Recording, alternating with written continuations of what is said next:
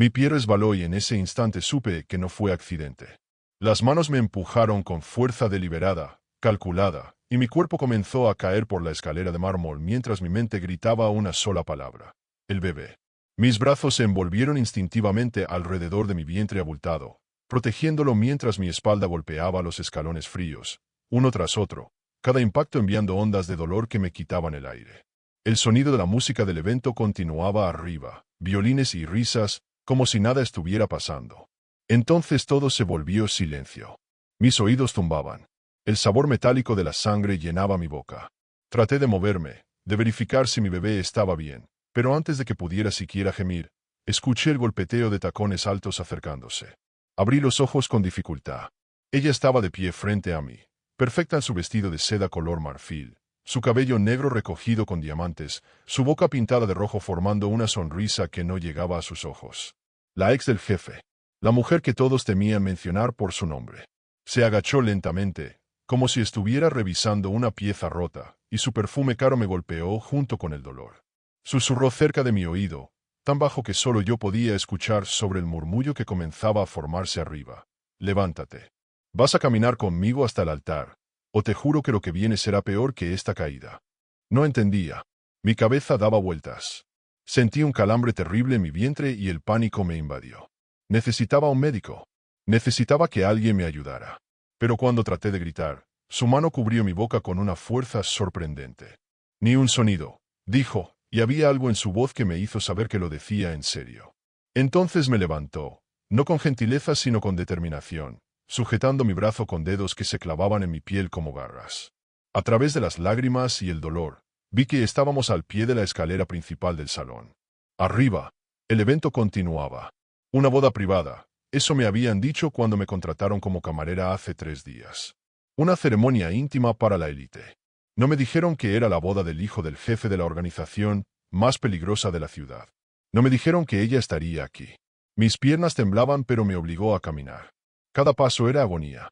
Sentía humedad entre mis piernas y no sabía si era sangre o si había roto fuente.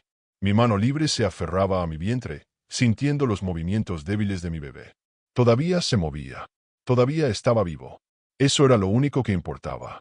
Pero, ¿por qué me empujó para matarme y luego me llevó al altar como si yo fuera parte de su plan? La pregunta me quemaba la mente mientras ella me arrastraba por el corredor lateral, lejos de las miradas inmediatas de los invitados. Las paredes estaban decoradas con flores blancas y doradas, rosas que olían demasiado dulces, lirios que parecían funerarios. Los guardias de seguridad nos vieron pasar. Uno dio un paso adelante, como si fuera a ayudarme, pero ella le lanzó una mirada y él retrocedió inmediatamente, bajando la cabeza. Tenía ese poder. El poder de hacer que hombres armados se convirtieran en estatuas con solo mirarlos. Escúchame bien, dijo mientras caminábamos, su voz suave pero cargada de veneno. Vas a hacer exactamente lo que te diga. Vas a sonreír. Vas a caminar hasta ese altar y vas a quedarte allí, de pie, mientras todos te ven. Y si intentas correr, si intentas pedir ayuda, me aseguraré personalmente de que esa criatura que llevas nunca vea la luz del día. Las náuseas me golpearon con fuerza, no solo por el dolor físico sino por el terror puro de sus palabras. No era una amenaza vacía. En sus ojos vi la capacidad real de cumplirla. Pero todavía no entendía por qué. Yo no era nadie. Solo una camarera embarazada tratando de ganar dinero extra antes de que naciera mi bebé. Porque yo. Llegamos a una puerta lateral y ella la abrió. Del otro lado estaba el salón principal. Vi el altar desde este ángulo, una estructura de mármol blanco cubierta de orquídeas, con 2 candelabros dorados a cada lado. Había al menos 200 personas sentadas en sillas elegantes, todas vestidas con trajes caros y joyas que brillaban bajo las lámparas de cristal. Al frente, de pie junto al altar, estaba él. El jefe. No su hijo como pensé. El mismo. Lo reconocí de las fotos que había visto en periódicos, aunque nunca esperé verlo en persona. Alto, con cabello gris perfectamente peinado, traje oscuro que probablemente costaba más que todo lo que yo ganaría en mi vida. Y esos ojos. Ojos que habían ordenado cosas que yo no quería imaginar. Estaba de pie junto a una mujer joven, hermosa, con un vestido de novia que parecía hecho de luz. Su novia, la que se suponía que se casaría con él hoy. Y allí estaba yo, siendo arrastrada al altar por su ex, sangrando, embarazada, convertida en algún espectáculo. La música cambió. Un cuarteto de cuerdas comenzó a tocar algo más lento, más tenso. Las cabezas comenzaron a voltearse. Primero unas pocas, luego más, hasta que todos en el salón nos estaban mirando. Vi sus expresiones cambiar de curiosidad a confusión, luego a horror mal disimulado. La novia dejó escapar un sonido ahogado.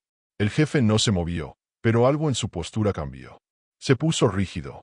Sus manos, que habían estado relajadas a los lados, se cerraron en puños. «Sigan mirando», dijo la ex en voz alta, su voz proyectándose por todo el salón con la confianza de una actriz en un escenario. «Quiero que todos vean esto». Me empujó hacia adelante y casi caigo de nuevo, pero logré mantenerme de pie agarrándome de uno de los bancos. Una mujer mayor vestida de morado me miró con una mezcla de lástima y disgusto. Nadie se movió para ayudarme. Nadie se atrevió. El poder en esta habitación no estaba en las armas que sabía que los guardias llevaban ocultas, sino en el miedo. El miedo a desafiar el orden establecido, a llamar la atención, a convertirse en el próximo objetivo. «¿Qué estás haciendo?». La voz del jefe cortó el aire como un cuchillo. No gritó. No necesitaba hacerlo. El silencio que siguió a sus palabras fue absoluto. Hasta la música se detuvo. La ex sonrió. Esa sonrisa terrible que había visto cuando me empujó. «Estoy terminando lo que empezaste», respondió ella, y había triunfo en su voz. «Estoy mostrándoles a todos quién eres realmente». Me arrastró más cerca del altar. Mis piernas apenas me sostenían. El dolor en mi vientre se intensificaba con cada segundo. Necesitaba sentarme. Necesitaba ayuda médica. Pero ella me mantuvo de pie con fuerza brutal, sus dedos clavándose en mi brazo hasta que estuve segura de que me dejaría moretones. Si sobrevivía a esto, cuando llegamos al altar, quedé expuesta ante todos. Podía sentir cientos de ojos sobre mí, juzgando mi uniforme de camarera manchado de sangre, mi cabello despeinado, mi vientre abultado. La novia retrocedió, como si yo fuera algo contaminado. El jefe me miró por primera vez directamente. Y en ese momento, vi algo en su expresión que me heló la sangre. Reconocimiento. Me conocía. O al menos, sabía quién era yo. Pero eso era imposible. Nunca lo había visto antes de hoy. ¿O sí? Los recuerdos comenzaron a filtrarse, fragmentados por el dolor y el shock. Hace 8 meses. Un bar diferente. Luces tenues. Un hombre en la barra que me ofreció un trago. Conversamos. No me dijo su nombre real. No me dijo nada real. Pero fue amable, o al menos fingió serlo. Una noche. Solo una noche. Y luego desapareció. Me dejó una cantidad obscena de dinero en efectivo sobre la mesa del hotel. Como pago. Como si yo fuera. Eso. Me sentí sucia durante semanas. Cuando descubrí que estaba embarazada, traté de encontrarlo. Pero era como si nunca hubiera existido. Ahora estaba aquí, frente a ese mismo hombre, y él me miraba con una expresión que no podía descifrar. ¿Sabía que el bebé era suyo? ¿Por eso la ex me había traído aquí? ¿Para exponer su infidelidad? ¿Para arruinar su boda? ¿Para destruir cualquier imagen de respetabilidad que intentara mantener? Pero eso parecía demasiado simple. Demasiado obvio para una mujer que claramente operaba en capas de complejidad. Había algo más. «Dile», dijo la ex, su voz cortante. «Dile a todos quién es el padre de esa criatura». El salón explotó en murmullos. La novia dejó escapar un sollozo. El jefe levantó una mano y el silencio volvió instantáneamente. «No digas nada», me ordenó. Su voz estaba calmada, pero había una amenaza implícita que me hizo estremecer. «No te atrevas». «Oh, ahora tienes miedo». La ex se rió, un sonido agudo que resonó en las paredes de mármol. «Después de todo lo que has hecho, tienes miedo de que ella diga la verdad». Abrió su bolso, un clutch pequeño de cristales que brillaba bajo las luces, y sacó algo. Un sobre. Lo abrió con movimientos deliberadamente lentos, saboreando el momento, y sacó varias fotografías. Las levantó para que todos pudieran ver. Eran fotos de hace 8 meses. Del hotel. De él entrando. De mí saliendo a la mañana siguiente. Fotos tomadas desde ángulos que sugerían vigilancia profesional. Ella lo había sabido todo este tiempo. Había estado esperando. Planeando. ¿Quieres saber por qué la traje?, preguntó la ex, dirigiéndose ahora a toda la audiencia. Porque ustedes necesitan ver la verdad. Este hombre, este jefe que respetan y temen, que está a punto de casarse con la hija del líder del Cártel del Norte para sellar una alianza que le dará control sobre 3 estados, es un mentiroso. Es un traidor. Y esa alianza está construida sobre una mentira. Ahora entendía. Esto no era sobre mí. Nunca lo fue. Yo era solo la evidencia. La prueba viviente de que el jefe había roto algún tipo de acuerdo, alguna promesa. La novia no era solo una novia. Era un tratado, un intercambio de poder. Y si ese matrimonio se cancelaba, si la familia de ella se retiraba, todo el imperio que él había construido podría colapsar. La ex no quería recuperarlo. Quería destruirlo. Esto es ridículo, dijo el jefe, pero su voz había perdido parte de su control anterior. No tienes pruebas de nada. No. La ex sonrió. Entonces hagamos una prueba de ADN. Aquí. Ahora. Traje todo lo necesario. Chasqueó los dedos y un hombre con un maletín médico apareció de entre la multitud. Se movió hacia mí y yo retrocedí instintivamente, pero ella me agarró del hombro, clavándome en el lugar. No te muevas, siseó. El dolor en mi vientre se intensificó de repente, tan agudo que me doblé. Un grito escapó de mis labios antes de que pudiera detenerlo. Algo estaba mal. Algo estaba muy mal con el bebé. Está sangrando, dijo alguien de la audiencia. Una mujer con un vestido azul señalaba mis piernas. Miré hacia abajo. La sangre manchaba el mármol blanco debajo de mí. Demasiada sangre. El mundo comenzó a girar. Necesita un médico, dijo otra voz. Ahora. Pero la ex no me soltó. No hasta que termine esto, dijo. No hasta que admita la verdad. La vas a matar. La novia había encontrado su voz, sorprendentemente. ¿Y al bebé? ¿Eso es lo que quieres? Matar a un inocente para probar tu punto. Los inocentes son daño colateral, respondió la ex con frialdad que me hizo entender que estaba completamente dispuesta a dejarme morir allí. Como yo lo fui. Como todos los que él destruyó para llegar aquí. El jefe finalmente se movió. Dio un paso hacia nosotros, luego otro. Los guardias se tensaron, esperando órdenes. La habitación se convirtió en una bomba de tiempo. Suéltala, dijo. Ahora. ¿O qué? La ex inclinó la cabeza. ¿Me matarás aquí, frente a todos? ¿Frente a tu futura esposa? Adelante. Muéstrales quién eres realmente. Mis rodillas cedieron. Caí al suelo, ya no podía mantenerme de pie. El dolor era insoportable. Sentía como si algo se estuviera desgarrando dentro de mí. Mi bebé. Mi pequeño bebé que había protegido durante 7 meses, que había sentido moverse y patear, que había imaginado sosteniendo en mis brazos. Lo estaba perdiendo.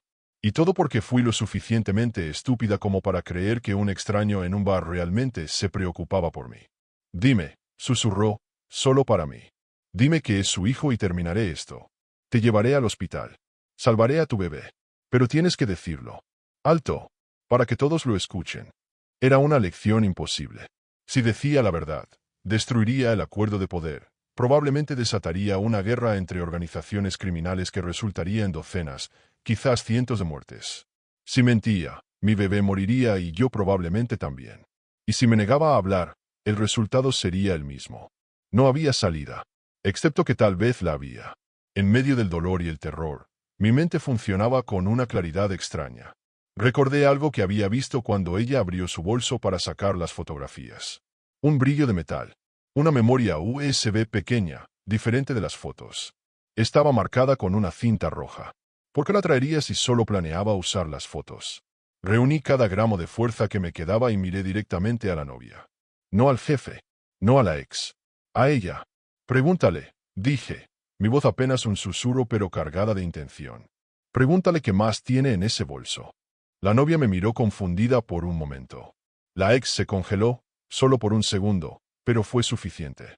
Vi el pánico cruzar su rostro antes de que pudiera ocultarlo.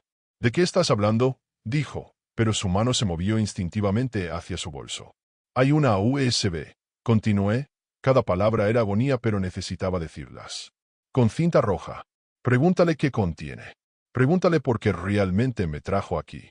El jefe se movió más rápido de lo que esperaba. Arrebató el bolso de las manos de la ex antes de que pudiera reaccionar. Ella intentó recuperarlo pero 2 de sus guardias la sujetaron. No te atrevas, siseó ella. Eso es privado. Él sacó la USB y la sostuvo bajo la luz. Su expresión era ilegible. Trae una computadora, ordenó. Ahora. Alguien corrió a cumplir su orden. Los siguientes minutos fueron un borrón de dolor y confusión. Escuché voces elevándose, exclamaciones de shock. Alguien gritó. Algo se estrelló. A través de la neblina, capté fragmentos, transferencias bancarias, cuenta las Islas Caimán, comunicaciones con el Cártel del Este, traición. La ex no había planeado simplemente arruinar la boda del jefe. Había planeado tomar su lugar. Las conversaciones en la USB mostraban meses de negociaciones secretas, acuerdos con los enemigos del jefe, planes para eliminarlo después de la ceremonia y tomar control de la organización con el respaldo del Cártel del Este. Yo no era la bomba. Era la distracción. Una manera de crear caos suficiente para que nadie notara el verdadero golpe hasta que fuera demasiado tarde. Excepto que me di cuenta. No sé cómo. Tal vez fue instinto de supervivencia. Tal vez fue la manera en que sus ojos se movieron hacia ese bolso una vez de más cuando pensó que nadie miraba. Pero lo vi. Mátala, dijo alguien. No estoy segura de quién. Las voces se mezclaban. Es una traidora. Métele una bala ahora. Esperen, dijo el jefe, y nuevamente el silencio cayó. Se arrodilló junto a mí. Por primera vez, lo vi de cerca. Realmente de cerca. Vi las líneas alrededor de sus ojos. La cicatriz delgada. En su mejilla. El cansancio de un hombre que había peleado demasiadas batallas. ¿Cómo lo supiste?, preguntó. El bolso, susurré. Lo revisó 3 veces. Las fotos las sacó sin mirar. Pero cuando sus dedos tocaron la USB, dudó. Como si tuviera miedo de que cayera. De que alguien la viera. Las cosas que protegemos con más cuidado son las que más nos pueden destruir. Algo que podría haber sido respeto cruzó su rostro. «¿Lista?», dijo. «Demasiado lista para tu propia seguridad». Se volvió hacia los guardias. «Llévenla al hospital. Ahora. El mejor equipo médico. Si ella o el bebé mueren, ustedes mueren». Luego miró a la ex. Ya no había calidez en su expresión. Solo un frío glacial que me hizo agradecer no estar en su posición. «Tú te quedas. Tenemos mucho de qué hablar». Mientras me levantaban en una camilla que alguien había traído, vi a la ex por última vez. Toda su compostura se había desmoronado. Estaba gritando, forcejeando, pero era inútil. La habían superado en su propio juego. La novia me alcanzó cuando me llevaban hacia la salida. Puso algo en mi mano. Un pedazo de papel con un número de teléfono. «Llámame cuando te recuperes», dijo suavemente. «Tú y yo necesitamos hablar sobre el futuro. No sobre él. Sobre nosotras. Sobre el poder que habíamos ganado en los últimos 30 minutos. Ella por permanecer calmada y de su lado cuando otros habrían corrido. Yo por salvarle la vida sin siquiera pretenderlo. Afuera, el aire fresco de la noche me golpeó. Podía escuchar sirenas acercándose. El dolor continuaba, pero los paramédicos me estaban poniendo una vía intravenosa, estabilizándome. «Tu bebé tiene latido cardíaco fuerte», dijo uno de ellos, y comencé a llorar de alivio. En la ambulancia, mientras la ciudad pasaba por las ventanas, pensé en todo lo que había sucedido. Había ido a ese evento solo buscando un pago fácil. Terminaría probablemente con un bebé, una deuda con el hombre más peligroso de la ciudad, y un número de teléfono de la mujer que iba a convertirse en su esposa. Mi vida nunca volvería a ser simple. Nunca volvería a ser solo mía. Pero estaba viva. Mi bebé estaba vivo. Y de alguna manera, en medio del caos y el horror, había encontrado una manera de sobrevivir. Todavía no sabía qué vendría después. Si el jefe reclamaría al bebé. Si tendría que desaparecer, cambiar de identidad, huir a otro país. Si la novia realmente quería hablar o si ese número era una trampa. Pero por ahora, mientras las luces de la ambulancia parpadeaban y los paramédicos trabajaban, me permití un momento de silencio. Un momento para respirar. Para sentir a mi bebé moverse dentro de mí. Para entender que había hecho lo imposible. Había subido esos escalones hacia el altar, siendo empujada como una peón en un juego que no entendía, y había salido caminando. No ilesa, no sin cicatrices, pero caminando. En el hospital, me llevaron directamente a cirugía de emergencia. Los médicos hablaban en términos que no comprendía, pero su tono urgente me decía todo lo que necesitaba saber. Era serio, crítico. Podría perder al bebé en cualquier momento. «Quédense conmigo», susurré, mi mano sobre mi vientre. «Por favor, quédense conmigo». Entonces las drogas me llevaron y el mundo se volvió negro. Desperté en una habitación privada que era demasiado lujosa para ser parte de un hospital normal. Las sábanas eran de algodón egipcio. Había flores frescas en un jarrón de cristal. Una pantalla plana en la pared. Y un guardia de seguridad en la puerta. Me tomó un momento recordar todo. La caída. El altar. La revelación. El jefe había cumplido su palabra. El mejor equipo médico. La mejor habitación. Pero también vigilancia.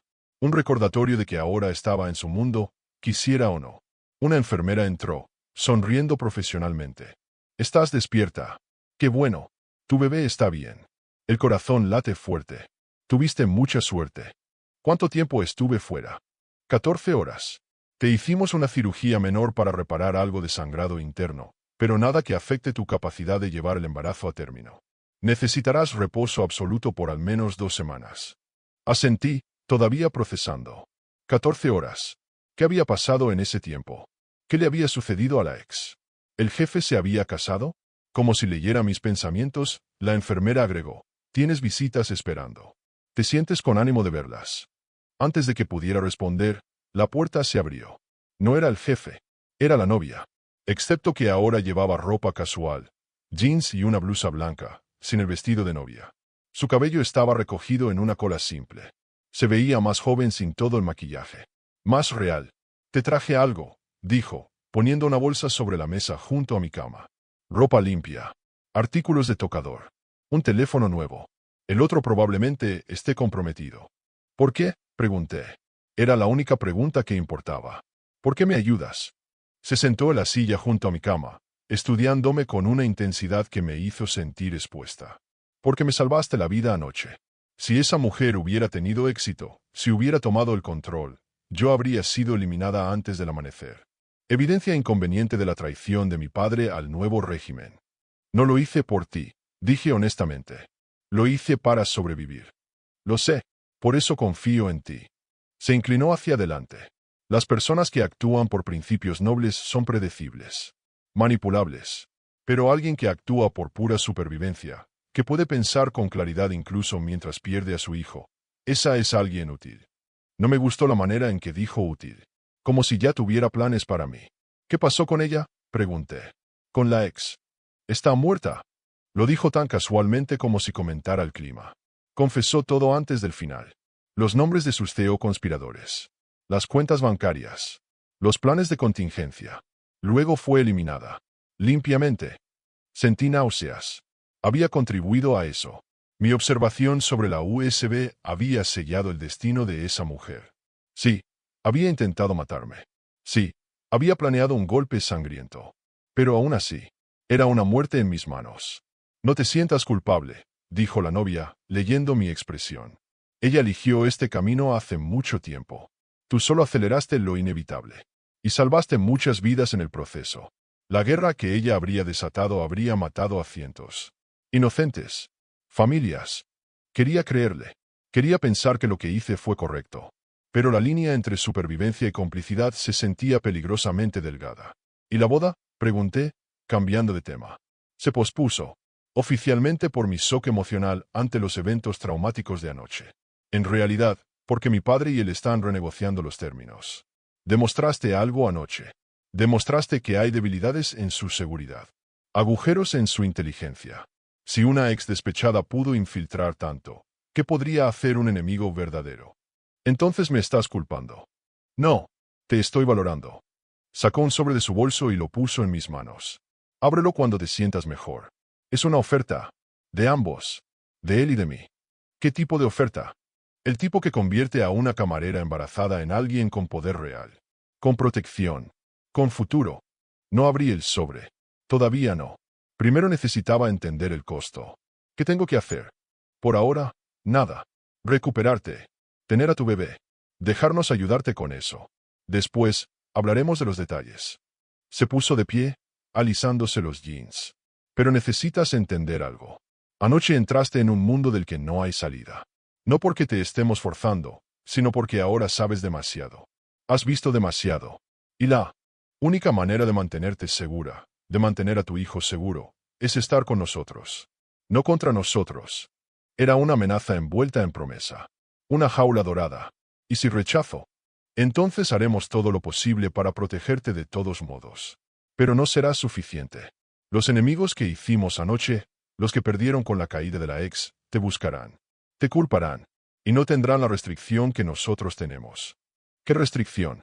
El hecho de que le importas. Dejó que esas palabras colgaran en el aire. ¿Por qué otra razón crees que ordenó el mejor equipo médico? ¿La mejor habitación? No fue solo gratitud. Fue algo más. Algo que ni siquiera le está listo para admitir todavía. Me dejó sola con esos pensamientos. Con el sobre sin abrir. con las decisiones imposibles. Miré hacia el techo, contando las baldosas, tratando de no pensar en nada. Pero mi mano se movió instintivamente a mi vientre, sintiendo la forma de mi bebé bajo mi piel. Este pequeño ser que no pidió nada de esto, que merecía una vida mejor que la que yo había tenido. ¿Podría darle eso siendo libre pero siempre huyendo? ¿O aceptando esta oferta y entrando completamente en su mundo? No había respuestas fáciles. Tal vez nunca las hubo. Finalmente, cuando la habitación se oscureció con la noche cayendo, abrí el sobre. Dentro había un contrato. Simple. Directo. Me ofrecían un departamento. Un estipendio mensual generoso. Seguridad las 24 horas. Cobertura médica completa para mí y el bebé. A cambio, trabajaría como consultora. Mi habilidad para observar, para notar detalles que otros pasaban por alto, era valiosa. Me usarían en reuniones, negociaciones, eventos. No como camarera, como par de ojos extra, como detector humano de mentiras. Y estaba la cláusula final. La más importante. El bebé llevaría el apellido del jefe.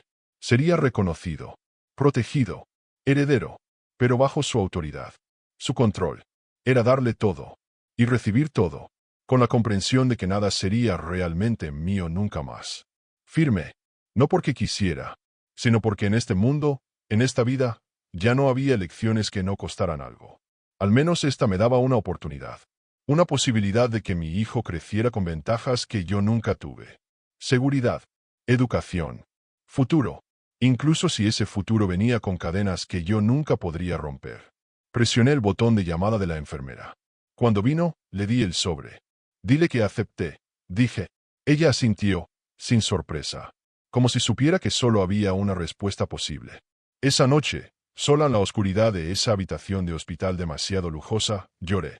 Lloré por la vida que había imaginado. Por la libertad que había perdido. Por la inocencia que ya no tenía. Pero también, en algún lugar profundo, sentí algo más. Determinación. Si iba a estar en este mundo, si iba a criar a mi hijo en él, entonces no sería víctima. No sería peón. Aprendería las reglas. Los jugadores. Los juegos. Y encontraría mi propia manera de navegar. Ya había demostrado que podía ver cosas que otros no veían. Ahora necesitaba convertir esa habilidad en poder. Poder real. El tipo que no dependía del favor de hombres peligrosos o de las ofertas de mujeres calculadoras. Llevó 3 semanas antes de que me permitieran salir del hospital. Para entonces, el departamento estaba listo. Piso 12 de un edificio en el centro. Vista a la ciudad. Muebles elegantes pero no ostentosos. Una habitación preparada para el bebé con todo lo que podría necesitar. El jefe vino a visitarme el primer día. Tocó a la puerta, esperó a que lo invitara a entrar. Un gesto de respeto que no esperaba. ¿Cómo te sientes?, preguntó, permaneciendo cerca de la entrada. Manteniendo distancia. Mejor, dije. Gracias por todo esto. No me agradezcas. Lo hago por mi hijo. Directo. Honesto. Aprecié eso más que cualquier mentira reconfortante. Así que admites que es tuyo. Las pruebas de ADN lo confirmaron mientras estabas en cirugía. Sí, es mío. Mi primer hijo. Había algo en la manera en que dijo eso. Un peso. Una carga. ¿No tienes otros? Tuve. Hace mucho tiempo. No sobrevivieron a este estilo de vida. Su voz era plana, sin emoción, pero vi el dolor debajo. Por eso este será diferente. Este tendrá todas las ventajas. Toda la protección. No cometeré los mismos errores. No sabía qué decir a eso. No había palabras reconfortantes para pérdidas que no podía imaginar. Necesitas entender algo, continuó. No te pedí que tuvieras este hijo. No planeé ninguno de esto. Pero ahora que existe, ahora que está viniendo, lo protegeré. Ferozmente. Y eso significa protegerte a ti también, lo quieras o no. Ya firmé el contrato. Ya acepté. El contrato es papel. Estoy hablando de algo más real. Estoy hablando del hecho de que hay personas que querrán usarte contra mí. Lastimarte para lastimarme. Y no puedo permitir eso. ¿Por el bebé?, pregunté. ¿O por mí? Me miró durante un largo momento. Todavía estoy decidiendo eso, dijo finalmente. Luego se fue, dejándome con más preguntas que respuestas. Los días se convirtieron en semanas. El vientre creció. El bebé se volvió más activo, pateando y moviéndose constantemente. Empecé a trabajar, asistiendo a reuniones como observadora silenciosa, tomando notas sobre lenguaje corporal, contradicciones, tensiones no dichas. Era sorprendentemente buena en eso. Podía leer una habitación en minutos, identificar quién mentía, quién planeaba traición, quién era genuino. Me volví indispensable rápidamente. La novia, cuyo nombre aprendí era Valentina, se convirtió en algo parecido a una amiga. O al menos, en una aliada. Me enseñó las reglas no escritas de este mundo. Cómo vestir para mostrar poder sin amenazar. Cómo hablar para ser escuchada sin desafiar. Cómo sobrevivir en un espacio dominado por hombres violentos con egos frágiles. Vas a dar a luz a su heredero, me dijo un día mientras tomábamos café en mi departamento. Eso te da poder, pero también te hace un objetivo. Necesitas aprender a usar uno mientras navegas el otro. ¿Tú cómo lo haces? Pregunté. Tú también estás en esa posición. Yo tengo el respaldo de mi familia. Tú solo te tienes a ti misma. Y a mí, si eliges aceptar mi amistad. ¿Por qué querrías ser mi amiga? Técnicamente soy la otra mujer. Sonrió. No, técnicamente eres la madre de su hijo. Yo soy su esposa política. No hay amor entre nosotros. Solo negocios. Y en los negocios, las alianzas inteligentes importan más que los celos estúpidos. Tenía razón. Y lentamente, construimos algo. No amistad exactamente, pero respeto mutuo. Entendimiento. Cuando mi agua rompió 3 semanas después, a las 2 de la mañana, ella fue la primera a quien llamé. Llegó antes que la ambulancia, ya vestida, ya lista. Vamos, dijo, sujetando mi brazo mientras otra contracción me doblaba. Tu hijo está listo para conocer el mundo. En el hospital, el parto fue largo. 18 horas de dolor que eclipsó todo lo que había experimentado en esos escalones de mármol. Pero al final, cuando escuché ese primer llanto, cuando pusieron ese pequeño ser en mis brazos, nada más importó. Era perfecto. 10 dedos. 10 deditos de los pies. Ojos que me miraban con una sabiduría antigua. Mi hijo. Nuestro hijo. El jefe entró 30 minutos después, todavía en su traje de una reunión. Se detuvo en la entrada de la habitación, mirando. ¿Puedo? Preguntó, y asentí. Se acercó lentamente, como si temiera romper algo. Cuando miró la cara de nuestro hijo, vi algo en el que nunca había visto. Vulnerabilidad. Miedo. Amor. Se parece a mi padre, susurró. Mismo mentón. Mismas cejas. Extendió un dedo y el bebé lo agarró. Con su pequeño puño. Algo en el pecho del jefe se quebró. Lo vi en sus ojos. Le pondremos Mateo, dijo. Como mi padre. Como su abuelo. No me consultó. Simplemente decidió. Y me di cuenta de que así sería siempre. Decisiones tomadas sin mí. Mi hijo moldeado por hombres y fuerzas que yo no podía controlar completamente. Pero también tenía voz. Había ganado eso en aquella noche en el altar. Mateo está bien, dije. Pero su segundo nombre lo elijo yo. Esperaba que discutiera. En cambio, asintió. Justo. Gabriel, dije. Mateo Gabriel. El nombre de mi padre. El único hombre bueno que conocí. El que me enseñó a ser fuerte antes de que el cáncer se lo llevara cuando tenía 12 años. Mateo Gabriel, repitió el jefe. Está decidido. Se quedó por una hora, sosteniendo a su hijo, hablándole en voz baja sobre cosas que no pude escuchar. Luego se fue, pero dejó 3 guardias en el corredor. Protección permanente. Valentina entró después, trayendo flores y una sonrisa genuina. Es hermoso, dijo. Vas a ser una gran madre. Estoy aterrada, admití. No sé cómo hacer esto. Cómo criarlo en este mundo sin que se convierta en... No terminé la frase, pero ella entendió. En su padre. En un hombre que resuelve problemas con violencia. Que ve personas como piezas en un tablero. Asintió. Entonces no lo hagas sola. Déjame ayudarte. Criaremos a este niño juntas. Le enseñaremos que el poder no tiene que ser cruel. Que la fuerza puede ser compasión. Que hay otra manera. Era una promesa imposible. Pero en ese momento, con mi hijo dormido en mis brazos y esta mujer que debería haber sido mi enemiga ofreciéndome alianza, elegí creerla. Elegí intentar. Los meses siguientes fueron un borrón de noches sin dormir, pañales, alimentaciones. Pero también fueron los más felices de mi vida. Mateo crecía rápido, saludable, curioso. El jefe lo visitaba diariamente. Al principio, por minutos. Luego horas. Comenzó a cambiar pañales, a hacer biberones, a arrullar a nuestro hijo para que durmiera. Vi un lado de él que nadie más veía. El hombre debajo del monstruo. No lo perdonaba por las cosas que había hecho, por las vidas que había tomado. Pero entendía que las personas eran complejas. que alguien podía ser terrible y tierno simultáneamente. En el 6º mes de vida de Mateo, hubo un atentado. Un coche bomba fuera del edificio. Los guardias lo detuvieron antes de que explotara, pero el mensaje era claro. Había enemigos todavía. Siempre habría enemigos. El jefe apareció en mi puerta esa noche, sin llamar primero. Empacan, dijo. Los tres. Tú, Mateo y Valentina. Lo saco del país por un mes. Hasta que limpie esto. Los tres. Valentina insistió en ir. Dice que no te dejará sola. Y honestamente, necesito saber que ambas están seguras. Que mi hijo está seguro. ¿Y tú? Yo me quedo. Esto es mi guerra. Mis errores del pasado alcanzándome. No los arrastraré más profundo. Por primera vez, lo vi realmente humano. Cansado. Asustado de perder lo que amaba. Ven con nosotros, dije. Las palabras salieron antes de que pudiera detenerlas.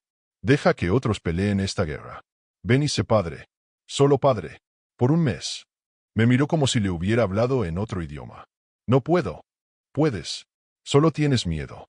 Miedo de que si paras, si afloras el control aunque sea un momento, todo se desmorone. Pero ya está desmoronándose. Mírate. ¿Cuándo fue la última vez que dormiste toda la noche? ¿Cuándo fue la última vez que no miraste por encima de tu hombro? Esa es la vida que elegí. Entonces elige diferente. Por él. Por Mateo. Su mandíbula se tensó. Pensé que me gritaría, que se iría furioso. En cambio, se sentó en mi sofá, hundiendo la cabeza en sus manos. No sé cómo ser solo padre, admitió. No sé cómo ser algo más que esto. Entonces aprende. Tenemos un mes. Enséñale. Y sorprendentemente, vino. Los cuatro volamos a una isla privada que pertenecía a la familia de Valentina. Sin guardias, solo nosotros. Fue extraño al principio. Forzado. Pero lentamente, algo cambió. Vi al jefe enseñándole a Mateo a nadar en la piscina, riendo cuando el bebé chapoteaba agua en su cara. Lo vi construyendo castillos de arena en la playa, su traje de $3,000 arruinado por la sal y la arena, sin importarle. Lo vi siendo simplemente un hombre. Un padre. Valentina y yo nos volvimos realmente amigas durante ese mes. Ella confesó que nunca quiso este matrimonio, que había soñado con ser arquitecta pero su padre tenía otros planes. Yo le hablé de mi vida antes, de las luchas, de las noches preguntándome cómo pagaría la renta. Nos reímos. Lloramos. Creamos algo real. Y cuando llegó el momento de volver, cuando el jefe recibió la llamada diciendo que la amenaza había sido neutralizada, todos estábamos diferentes. Más fuertes. Más conectados. No éramos una familia tradicional. Probablemente nunca lo seríamos. Pero éramos algo. Una unidad. Una alianza. Un pacto de supervivencia mutua que se había transformado en algo más profundo. El día que finalmente se casó con Valentina, 6 meses después, yo estaba allí. No como camarera. Como invitada de honor. Sosteniendo a Mateo, vestido con un pequeño traje que lo hacía parecer una versión en miniatura de su padre. La ceremonia fue pequeña. Íntima. Solo familia cercana y aliados de confianza. Sin el espectáculo de la primera vez. Sin las mentiras. Cuando el jefe besó a Valentina, vi la aceptación en ambos rostros. No amor romántico, pero respeto. Asociación. Y cuando me miró sobre el hombro de ella, sosteniendo a nuestro hijo, vi algo más. Gratitud. Por haberle dado a este niño. Por haberlo desafiado a ser mejor. Por haber sobrevivido cuando tantos no lo hicieron. En la recepción, Valentina me encontró en el balcón, donde había salido a tomar aire fresco. Extraño, ¿verdad?, dijo, de pie junto a mí. ¿Qué cosa? ¿Cómo terminó todo? Hace un año. Estabas cayendo por esas escaleras, segura de que morirías. Ahora estás aquí. Mateo está aquí. Somos, esto. Lo que sea que esto sea. No podría haberlo imaginado, admití. Incluso si lo hubiera intentado. Esto no tiene sentido en papel. Las mejores cosas nunca lo tienen. Extendió su mano y tomó la mía. Gracias. Por salvarnos a todos esa noche. Por ver lo que nadie más vio. Por darme una amiga cuando esperaba una enemiga. Gracias a ti, dije. Por no ser la villana que esperaba. Nos quedamos así, mirando la ciudad iluminarse con la noche, con la fiesta continuando adentro. Dos mujeres que deberían haberse odiado, unidas por circunstancias imposibles y elecciones más difíciles. Mateo cumplió un año la semana siguiente. Hicimos una fiesta grande, con payasos y globos y una torta ridículamente cara. El jefe le compró un pony. Valentina le compró suficientes juguetes para llenar 3 habitaciones. Yo solo lo sostuve, viendo cómo exploraba su nuevo mundo con ojos llenos de asombro. Y pensé en todo el camino que habíamos recorrido. De esas escaleras al altar. Del altar a esto. A una vida que nunca habría elegido pero que se había convertido en mía de todas formas. No era perfecta. Todavía había peligros. Amenazas. Noches en las que despertaba segura de escuchar pasos afuera de mi puerta. Pero también había momentos de paz. De alegría. De Mateo riendo. De Valentina haciendo chistes terribles. Del jefe enseñándole a su hijo a decir papá. Eran suficientes esos momentos. Tenían que serlo. Porque en este mundo, en esta vida, la perfección era un mito. La supervivencia era la victoria. Y yo había sobrevivido. Habíamos sobrevivido. 3 años después, cuando Mateo empezó el preescolar, recibí una carta. Sin remitente. Dentro, una sola línea escrita a mano. Nunca olvides cómo llegaste aquí. El altar siempre recuerda. No tenía que adivinar quién la envió. Alguien del viejo mundo de la ex. Alguien que todavía cargaba rencor. Alguien que quería recordarme que nunca estaría completamente segura. Le mostré la carta al jefe. Su rostro se endureció. Encontraré quién envió esto, dijo, y me aseguraré de que nunca vuelva a molestarte. No, dije, sorprendiéndolo. Déjalo. ¿Qué? Que me lo recuerden. Que nunca olvide cómo llegué aquí. Las elecciones que hice. El precio que pagué. Porque si lo olvido, si me vuelvo complaciente, eso es cuando me vuelvo vulnerable. Me miró con algo parecido al orgullo. Te has vuelto peligrosa, dijo. Bueno. Sonreí. Una sonrisa que había aprendido de él y de Valentina. Una sonrisa que decía que sabía exactamente qué juego estábamos jugando y que no tenía intención de perder. Tenía buenos maestros. Guardé la carta en una caja fuerte que tenía instalada en mi armario. Junto con el contrato original. Las fotos del día que nació Mateo. La invitación de boda de Valentina. Recordatorios de cada paso de este viaje imposible. Y cada noche, antes de dormir, las miraba. Recordando. Aquellas escaleras. Ese altar. El momento en que mi vida cambió para siempre. No con alegría. No con orgullo. Sino con determinación. Porque si algo me había enseñado todo esto, era que la supervivencia no era suficiente. Tenías que sobrevivir con propósito. Con intención. Con la voluntad de convertir lo que te quebraba en lo que te hacía más fuerte. Habían intentado romperme. Usarme. Convertirme en una pieza desechable en su juego de poder. Y en cambio, me había convertido en jugadora. No la más poderosa. Todavía no. Pero estaba aprendiendo. Observando. Esperando mi momento. Porque el altar recordaba. Pero también lo hacía yo. Y algún día, cuando llegara el momento correcto, cuando las piezas estuvieran alineadas, tomaría lo que se me debía. No venganza. Algo mejor. Libertad real. Para mí. Para Mateo. Para Valentina. Para todos nosotros. Hasta entonces, esperaría. Sonreiría. Jugaría el papel que me habían asignado. Y planearía. Siempre planearía. Porque esa era la lección más importante que había aprendido esa noche, cuando una mujer despiadada me empujó por las escaleras y me arrastró al altar. El poder no estaba en la fuerza. Estaba en ver lo que otros pasaban por alto.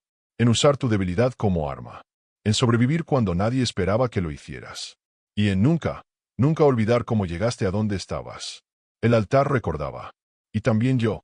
Los años continuaron su marcha implacable. Mateo creció rápido, demasiado rápido, con la inteligencia afilada de su padre y la determinación silenciosa que había desarrollado yo. A los 5 años ya sabía que su familia no era como las otras. Veía a los guardias. Notaba las conversaciones que se detenían cuando entraba a una habitación. Hacía preguntas que ningún niño debería tener que hacer. Una tarde, mientras lo ayudaba con sus tareas, me preguntó, «Mamá, ¿por qué algunas personas le tienen miedo a papá?» Me quedé congelada.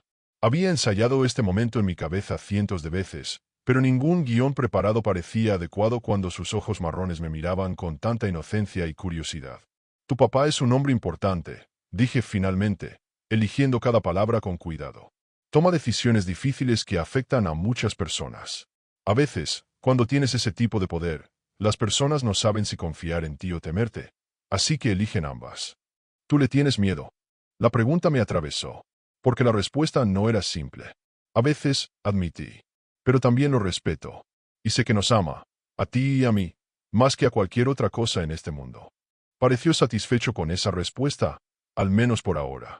Pero sabía que vendría el día en que las preguntas serían más difíciles, más directas, y no podría protegerlo de las verdades oscuras que rodeaban nuestra vida. Valentina y el jefe nunca tuvieron hijos. No por falta de intentos, según me confió ella una noche después de demasiado vino, sino porque su cuerpo simplemente no cooperaba.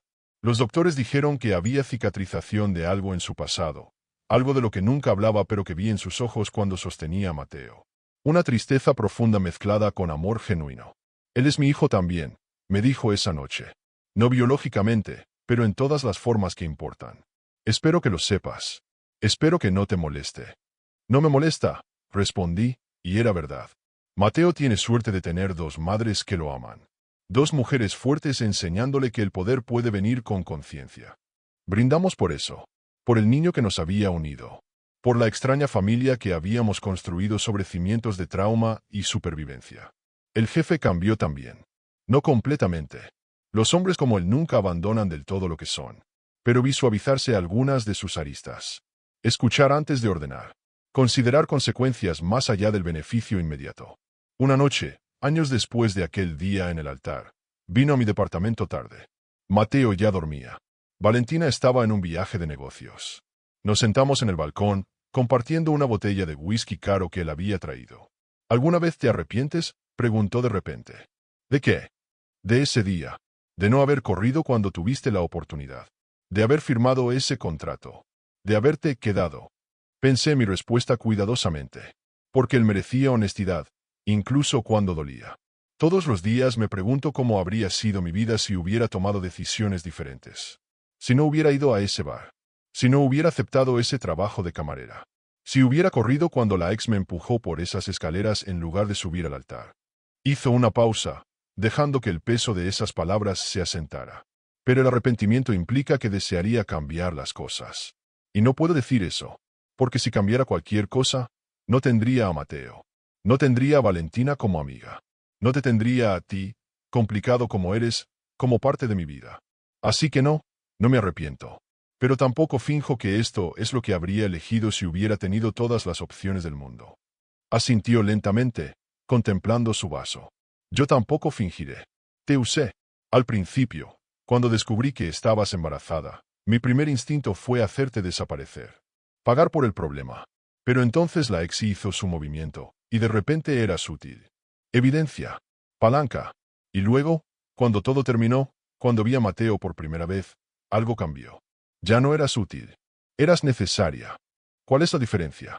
Útil es reemplazable. Necesario es lo que te mantiene cuerdo cuando todo lo demás se desmorona.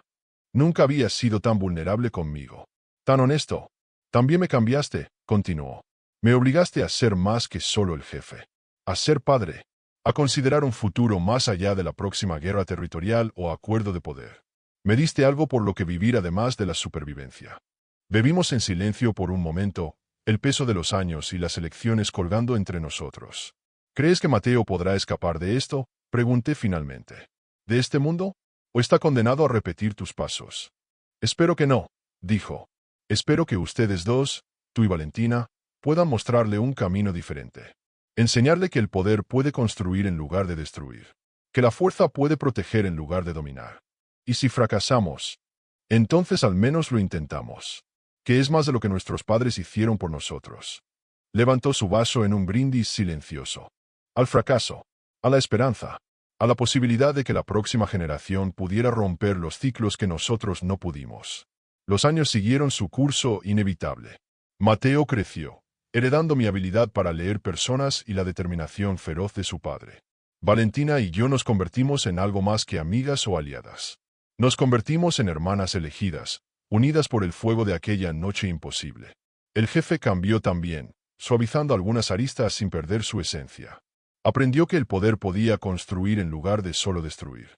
Y yo, la camarera embarazada que fue empujada por las escaleras y arrastrada al altar, me convertí en alguien que ni siquiera reconocía cuando miraba al espejo. Alguien más fuerte, más compleja, capaz de contener contradicciones sin quebrarse.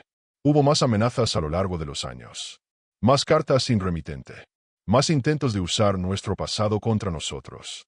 Pero cada vez sobrevivimos. No solo por suerte, sino por estrategia. por el conocimiento que había ganado observando, aprendiendo, convirtiéndome en jugadora en lugar de pieza. En el 18º cumpleaños de Mateo, el jefe anunció oficialmente que su hijo sería su sucesor. Pero con una diferencia. Mateo había ganado el derecho de hacer las cosas a su manera, de encontrar nuevos caminos donde su padre solo veía viejas rutas. Esa noche, los 4 cenamos juntos. Nuestra familia extraña, imposible, perfectamente imperfecta. Mateo levantó su copa y dijo, por las escaleras que me trajeron aquí, por el altar que unió a esta familia, por cada lección difícil que nos hizo quienes somos. Valentina agregó, por la supervivencia y por convertirla en algo más que solo no morir. El jefe continuó, por los errores que nos enseñaron y por el coraje de intentar de nuevo. Los miré a todos. Este hombre que había sido tanto mi salvador como mi carcelero. Esta mujer que debería haber sido mi enemiga pero se convirtió en mi hermana. Este hijo que era mi redención. Por elegir quedarse cuando correr habría sido más fácil, dije. Por construir algo real del caos. Por probar que las familias no tienen que ser de sangre para ser verdaderas. Brindamos. Bebimos. Y en ese momento, rodeada por estas personas imposibles que amaba de maneras imposibles, entendí algo fundamental. El altar no había sido una trampa. Había sido una transformación. Un lugar donde la vieja yo murió y nació alguien nuevo. Alguien más fuerte. Más compleja. Capaz de contener contradicciones sin quebrarse. Capaz de amar sin ingenuidad. Capaz de perdonar sin olvidar. Las escaleras me habían quebrado. El altar me había reconstruido. Y lo que emergió fue más que la suma de las partes rotas. Era una mujer que sabía exactamente cuánto costaba sobrevivir y estaba dispuesta a pagar ese precio, una y otra vez, por las personas que amaba y por el futuro que estábamos construyendo. El altar recordaba. Siempre lo haría, pero ya no con vergüenza. Con orgullo. Porque ese día, cuando fui empujada hacia mi muerte y arrastrada hacia mi destino, elegí no solo sobrevivir. Elegí transformarme. Y esa elección marcó toda la diferencia.